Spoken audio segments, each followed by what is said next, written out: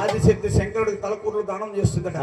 శంకరుడు అంటా ఉన్నాడు, అమ్మా నీ తలకూరులు అంటే దానం చేసేవి కానీ నేను అక్కడ మూడో నేత్రం నాకు కావాలి తల్లి.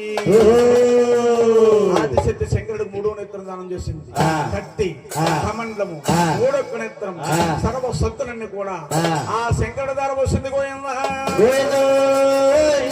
శంకరుడు బలం ఎక్కువైపోయింది, ఆదిశక్తికి తక్కువైపోయింది. అప్పుడు శంకరుడు ఒక చేతిలో భగదండం పొందాడు, ఓ చేతిలో గౌరవపత్తి పొందాడు, కంచెకల్లు ఈ బుద్ధి కై మంత్రించి ఆదిశక్తికి నిలబాటుగా ఎత్తున్నాడు. గోయిందా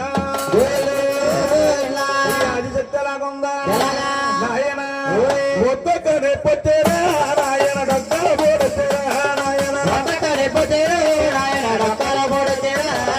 అబ్బపై బాధరా నాయన నేను పడవలేరు ఏమో గుబులు గుబులు అంటారే నాయన గుర్తుకుంటున్నది ఆదిశక్తికి నిలబాటుగా ఇచ్చాడు. గోవిందా ఏమంటే గురువు గారు నెలబాండం అంటే ఏమిటండి? నెలబాండం అంటే ఏమిటని కూర్చొమ్మ కూర్చున్న ఆడవారు, ఆడవారికి బిడ్డకి గండమండి, నెలకి గండం, 25 రోజుల లోపల ఉంటారు, 5 రోజులే బయట ఉంటారండి. శంకరుడు సృష్టించిన సృష్టి ఆడవారికి నెలసరన్నారు, నెలకో స్థానం అన్నారు, స్త్రీకో స్థానం అన్నారు.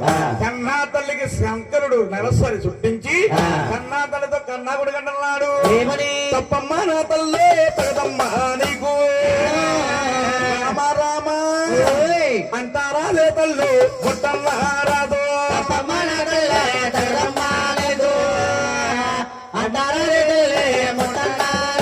అంటారా లే తల్లు పుట్టల్లారాదు దూరమేనా తల్లి దూరం ఉండాలమ్మా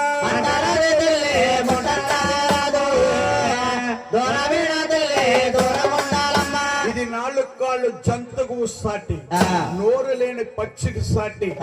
అమ్మా నువ్వు వంటరాదు ముంటరాదు, అమ్మా నీకు మైల శుద్ధులు ఇంకా శుద్ధవలేదమ్మా, శుద్ధవలేదు. నువ్వు పుష్పతవుతూ నువ్వు తొమకు గోమైలమ్మ ఇళ్ళ మీద సెల్లిపోవడమే 3వ మైలమ్మ. 3 మైళ్ళు మాపుకొచ్చినట్టయితే తామ తీరుస్తాను, నీ యొక్క మెల్లో తాడి కట్టి నా యొక్క భార్య కింద స్వీకరిస్తానమ్మా. మాటలాగే జగన్మాత బాల సొంతరం గెలుపుతుందో